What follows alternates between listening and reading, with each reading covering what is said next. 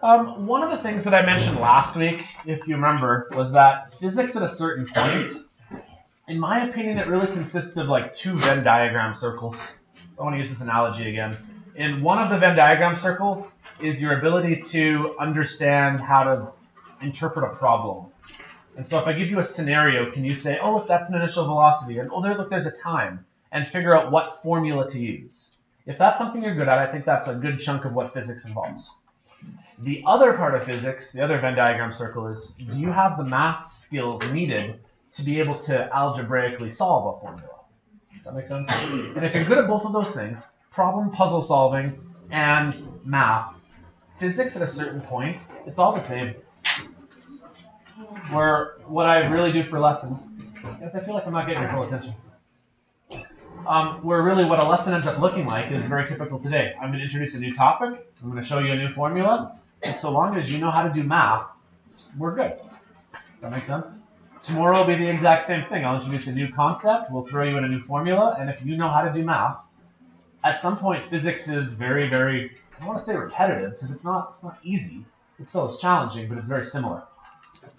Along those lines, I actually realized, someone pointed out, I made a mistake on our lab. Question number 7, you're going to be allowed to either omit or use as a bonus mark. And the reason why it has to be a bonus mark, I borrowed the concept from one of my grade 11 classes, and they have a formula on their formula sheet that you guys don't have. So if you'd like to do number 7, you can. It's a bonus mark. Here's the formula you'd need to use. It would be D equals VI plus VF all over, oh, I gave you the wrong formula. I'm sorry. It's all over 2, and it's times by T. I gave you guys the wrong formula. Sorry. What's the right one then? This one right here. Naomi asked me earlier, and I think I put the T and the 2 in the other spot, didn't I? Sorry. So, number 7. So I won't, to make it a bonus mark, I won't tell you how to use the formula, but if you're good at math and you can figure it out on your own, this is the formula you'd use to solve number 7. If not, just omit it. It doesn't hurt you. Is this on the test? No, I won't ever ask you to use that formula on a I test. like this question now. Oh, okay. It's on number 7 on the lab.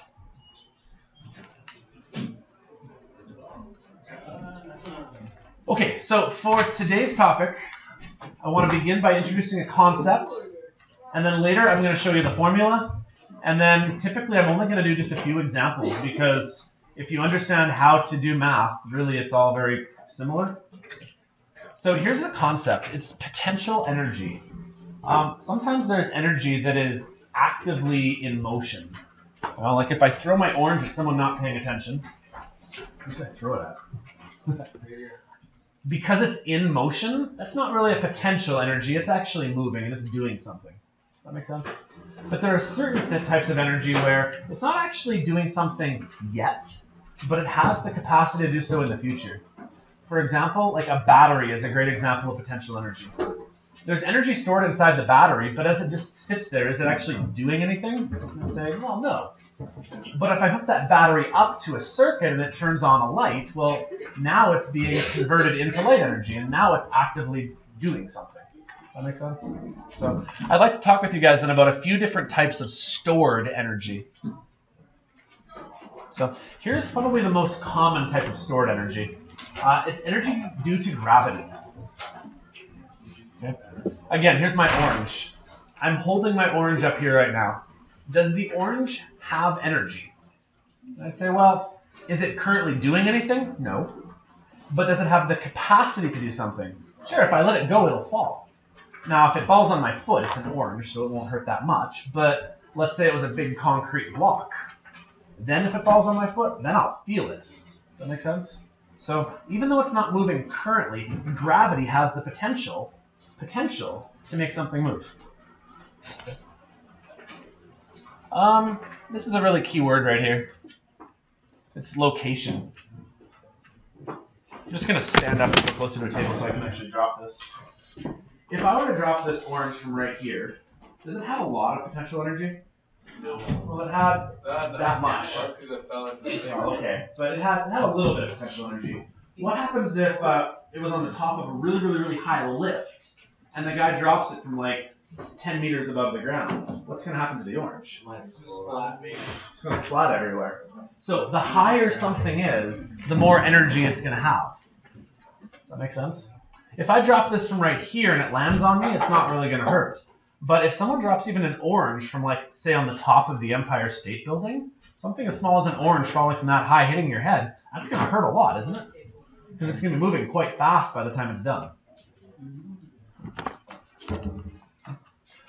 We're going to talk about an energy formula later for gravitational potential, so I'm going to stop there. But there are more types of energy. Another one is called elastic potential. When I think elastic potential, I think I gave this analogy before. I think of when I was little, I used to take my sister's hair elastics and shoot them at her. I think of elastic being like that. Or like a slingshot's a good example, where you pull something back, and as I'm holding the slingshot back here, is it moving yet? And I'd say no. But if I let go, it's going to sling forward. You can actually write this down if you'd like. There is a formula for elastic potential. I'm never going to test you on this, but I believe it is 1/2 of kx squared. And if you ever take Physics 20 with me, this is the formula for it, but I'm not going to test you on it. The S in this formula right here actually refers to the fact that sometimes we think of these things like springs. So S stands for springs. X stands for how far did you pull back.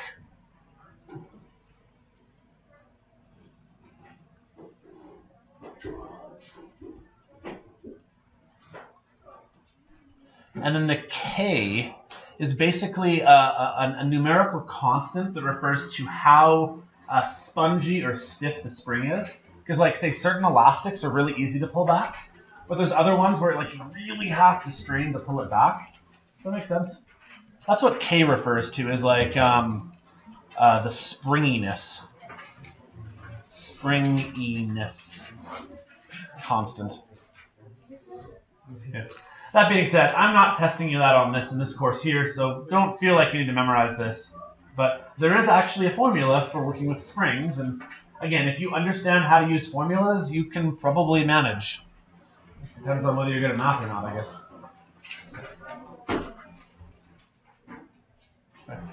There's actually a few more. Do you want me to go back?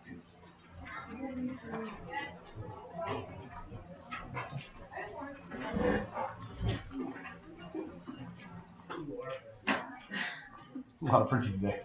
It is. We're good? Okay. A few more things that have potential energy. One of them is chemical potential. This is where, like, chemicals lose energy. And I want to talk about this a bit here. If someone loses energy, we actually had a phrase for this we talked about in chemistry. Anybody know what it was? When something releases energy? Exo or endo. Ah, good job. Yeah, some of you guys got it. Exothermic. Yeah. When bonds are broken and formed, sometimes we can release energy through exothermic reactions. So that's a form of chemical potential energy. Like, for example, wood burning in a fireplace. Is a log just sitting there unburning? Is it actually doing anything? I'd say no. But do the bonds inside that wood have the ability to break and burn and combust? Sure. So there is potential there. There's also potential inside the nucleus of atoms. And you guys might have heard of, like, atomic bombs or nuclear reactors. These things also have energy. And the most common formula used for this, I'm gathering you've seen at some point before in your life. E equals mc squared. Anyone ever seen that formula? It's Einstein's very famous formula for the mass energy equivalency.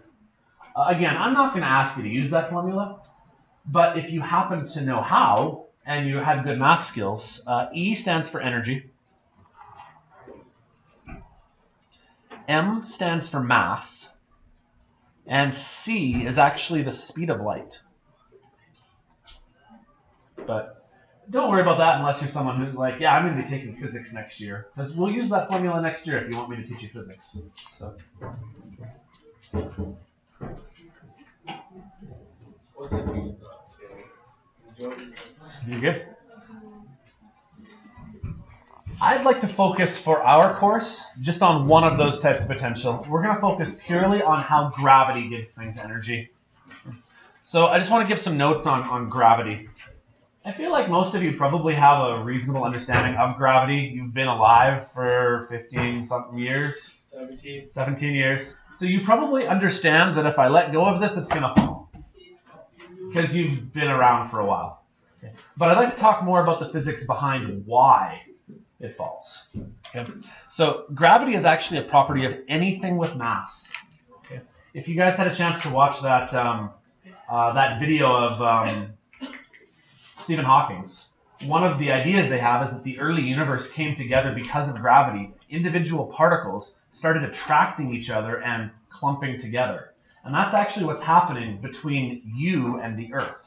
You are attracting the Earth towards you, and the Earth is attracting you towards the Earth. There's actually a mutual coming together. However, the Earth is so big that do you actually see the Earth moving towards you, or do you see yourself moving towards the Earth? What if everybody in the entire world jumped at the exact same time? Then what would happen? The Earth is still that big. No, the Earth is that big that it hardly even moves in comparison.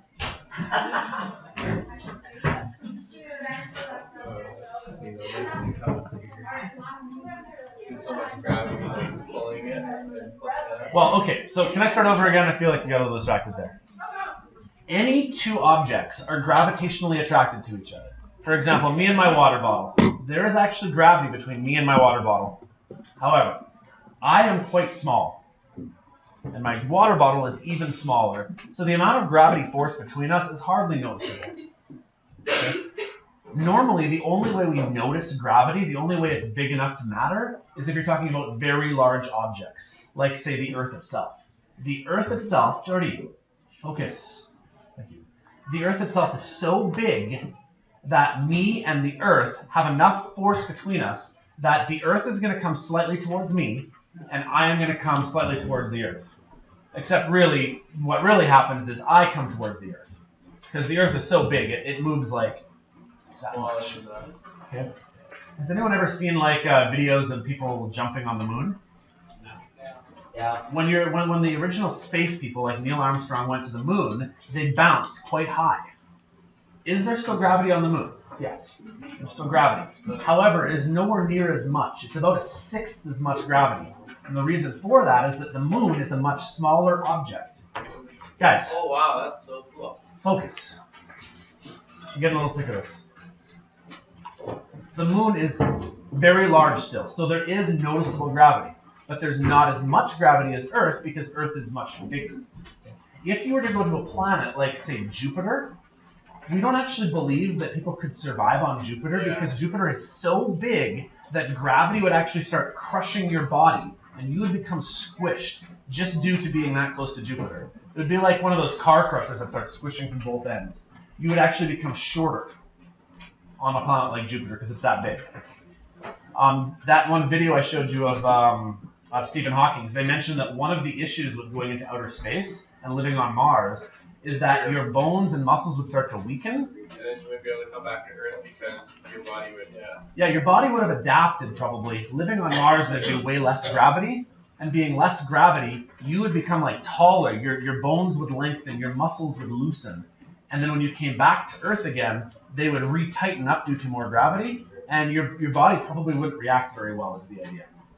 So like your bones would get bigger too if you live? Slightly. I mean, we're not talking, like you would become 9 feet tall. Yeah. But if you were 6'1", you might become 6'2".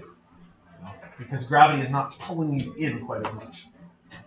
So the basic idea then is that gravity is not noticeable unless something is very large. However, gravity does take place between any two objects. Okay. So me and my water bottle, there is gravity between us. Anything that has mass can have a gravitational force. It's just that you might not notice it, it's so small. Here is a number I need you guys to write down then. We've actually calculated on Earth about how strong gravity is, And we've calculated the acceleration that objects move due to gravity. And that number is 9.81 meters per second squared. You should really write that on your formula sheet somewhere. Once upon a time, there was a famous scientist named Galileo. You guys not recognize that name? Galileo had lots of theories, but here was one of his main ones. He figured that any two objects, regardless of how heavy they were, they should fall at the exact same rate.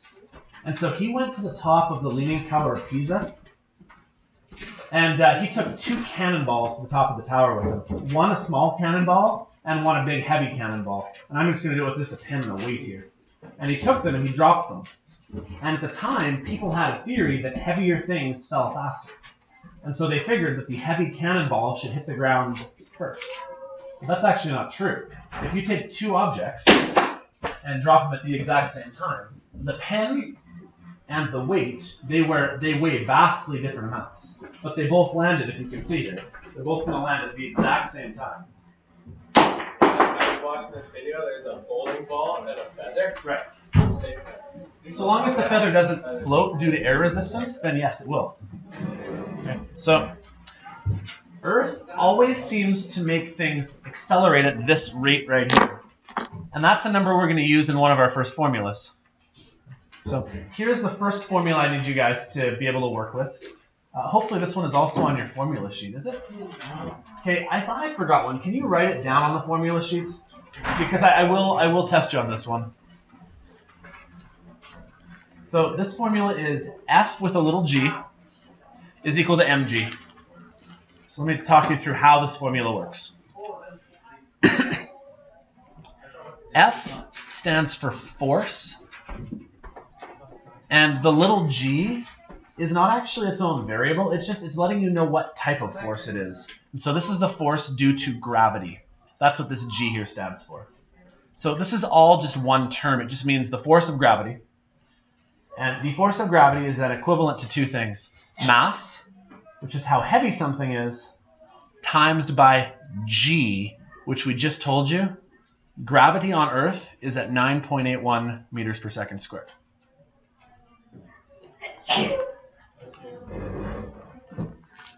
Okay, this might lead to a question. I just told you that Galileo dropped two objects and they fell at the same speed. And that's true. However, they are not going to hit with the same amount of force. Even though they'll both be traveling the same speed, mass does matter when it comes to force. Let's say that I dropped a pen on your head, and I dropped a bowling ball on your head. The bowling ball and the pen will both be going the same speed, but the force is going to be more for the bowling ball because it's heavier. So I want to make sure I'm clear on that. Gravity pulls everything down to Earth the same speed, but the amount of force that happens does matter depending on how heavy something is. There's a second formula, this is the one that is on your formula sheet, that helps us figure out how much energy you have due to potential energy. And so this second formula involves E little g. Okay. Kind of like how before I had F with little g, E little g means the energy due to gravity. So you don't actually put like two numbers here. This whole thing right here is just one number. The little subscript just refers to like the type of energy you have. Later on, we're going to talk about EK, which is energy kinetic, or ES, energy due to a spring, or EC, energy due to chemicals. So this little thing in the corner just tells you what type of energy it is. So to figure out how much energy an object has before it starts to fall, you need to know three things. You need to know the mass it has. You need to know the gravity number, which is always 9.81. And the other thing you need to know is the change in height. Because if I drop something from this high or from this high, that changes the amount of energy there is as well. So if you want to figure out energy, you need to know how heavy is it, how high is it going to fall, and then the last thing is you need to know how fast things accelerate on Earth, and that's always 981. So let's do a couple examples. Like I said, at a certain point, if you understand the concept, the math is very similar. It's the same sort of thing every formula, you just rearrange it differently. So here's a scenario. You've measured the shelf in your locker for some reason, and it's 1.8 meters above the floor. And you have a science textbook, and you weighed your science textbook for some reason again, and it's 1.2 kilograms. I want you to tell me how much energy it has sitting on that shelf. So, first question, what information do you have? You definitely have a mass. Mass equals 1.2 kilograms. What's this right here? Yeah, height is probably the best choice for it. I'm going to go delta H for height and say this is a change in height. It could fall from 1.8 meters all the way down to the floor. So it can fall at a grand total of 1.8 meters. And we're looking for gravitational potential energy, so we need to pick a formula that has those variables. Eg equals mg delta H.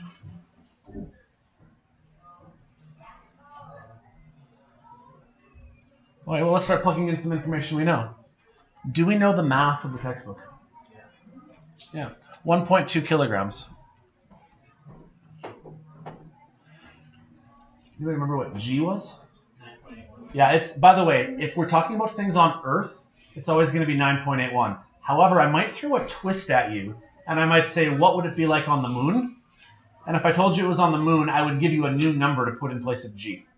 So I would have to tell you that number, though. But if we're on Earth, it's 9.81. That's meters per second squared. And then the change in height is 1.8 meters.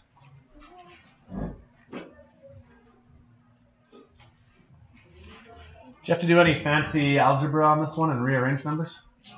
No, pretty much just time straight across.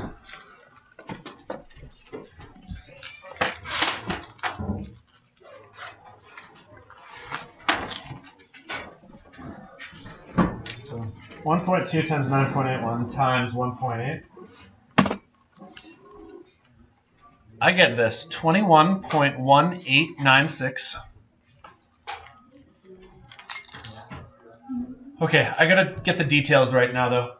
So first detail, I gotta figure out my significant digits. This number had 2 digits. This one right here had 3 and this one had 2. So just 2. So it's 21. I also gotta figure out units. The answer will be in joules. I want to show you something before that though. Okay. This kilogram right here we should probably keep. And there's a meter right here and a second meter right there. So that actually makes it meters squared over seconds squared. That is technically the units that we'd use. However, we've decided that this thing right here, rather than writing it out in a very complicated manner, we call it a J for joules. So we write it as 21 joules. But I might write this down somewhere in on your formula sheet. If you ever have kilogram meters squared over seconds squared, that's the same thing as a J for joule.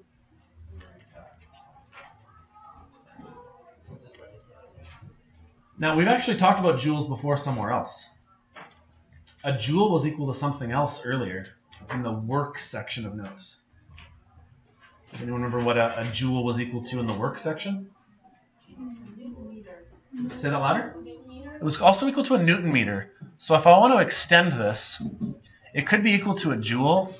It also could be considered a Newton meter. All 3 of these things refer to the same sorts of units.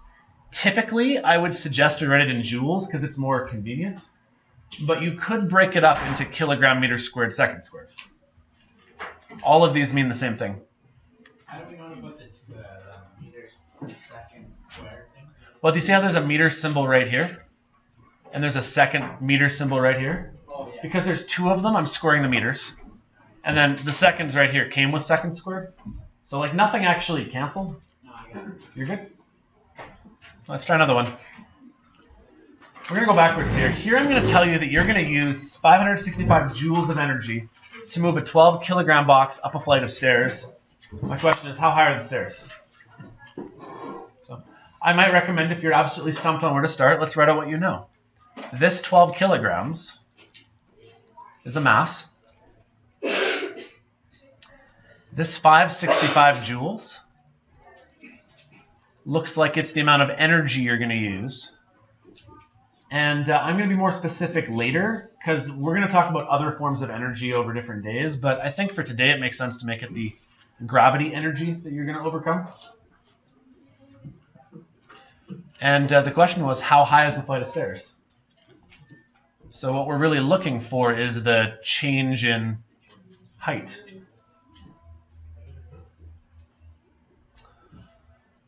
So again, we're using the same formula. Energy due to gravity is equal to mass times gravity is constant times the change in height. Let's plug in what we know. Do we know the energy due to gravity? 565 joules. Do we know mass? 12 kilograms. Do we know little g? I mean, unless we're not on Earth, it's 9.81. And then the units are meters per second. Oop, that's not right. 9.81 meters per second squared. What we don't know is delta H. So now we need some math skills.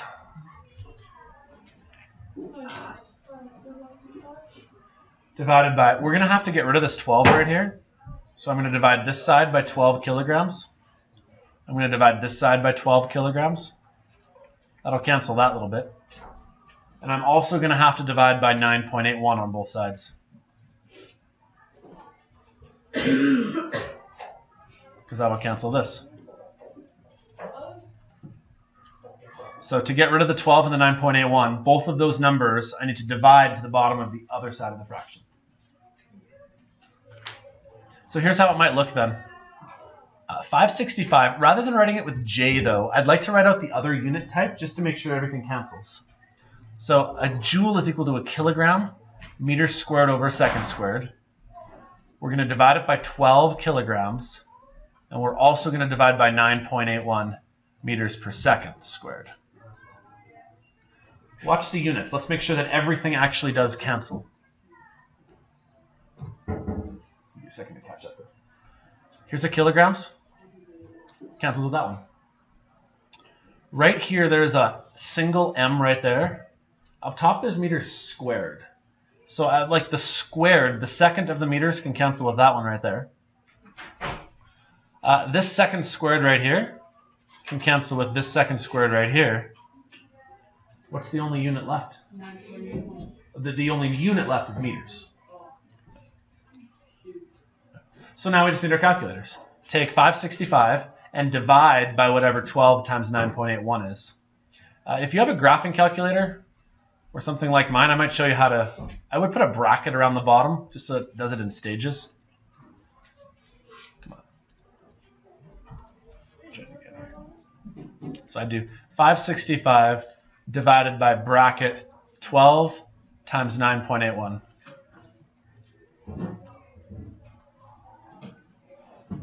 Here's what I wouldn't do. This is a common mistake students make at first. They do 565 divided by 12 times 9.81.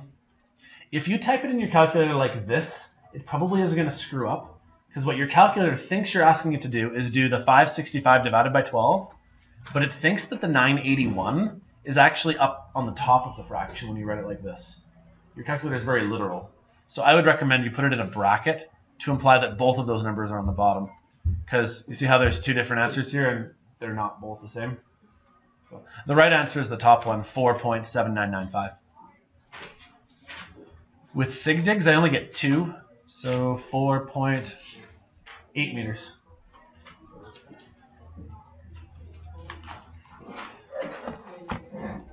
Okay, one more thought. I think, was that my last example? Okay, one more thought before I finish here. We should talk about scalars versus vectors.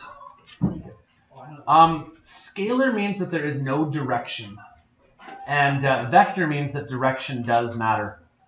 There are certain times where you might think energy has a direction, but there are many, many times where energy does not have a direction that matters.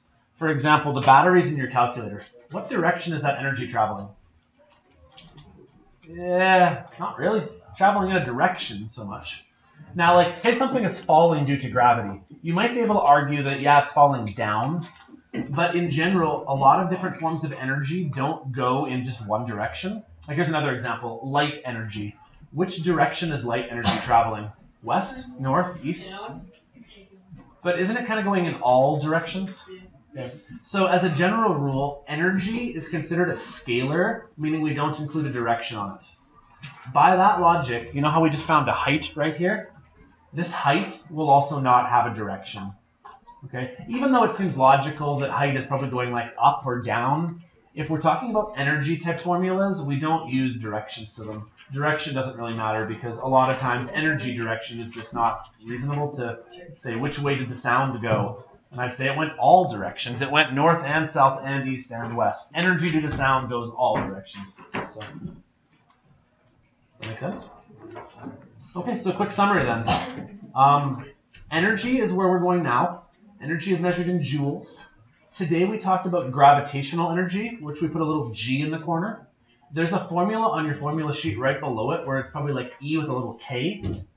That just means kinetic energy.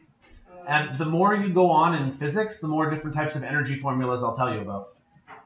So I just need you to know how to use this basic formula, which is that energy equals mass times gravity times change in height. If you can interpret that, that's great. The other thing I wanted to point out is that formula that I missed. It's that the force due to gravity is mass times gravity. So even though all things fall at the same speed, these two things will hit the ground at the exact same time. One of them had way more force to it because it was heavier. But that's different. Force is different than speed. Okay. Any questions? Okay, cool. Before you take off for break here, if you want practice questions, here's where I would look. I'd look on page 212, numbers 41 to 49. Otherwise, you guys have the next hour to work on stuff. Yes. So whatever that stuff is, it's up to you. In terms of priority, though, the first thing that's due is your lab. So I might put that first, but I'll leave that up to you guys. If you want to go for break, feel free.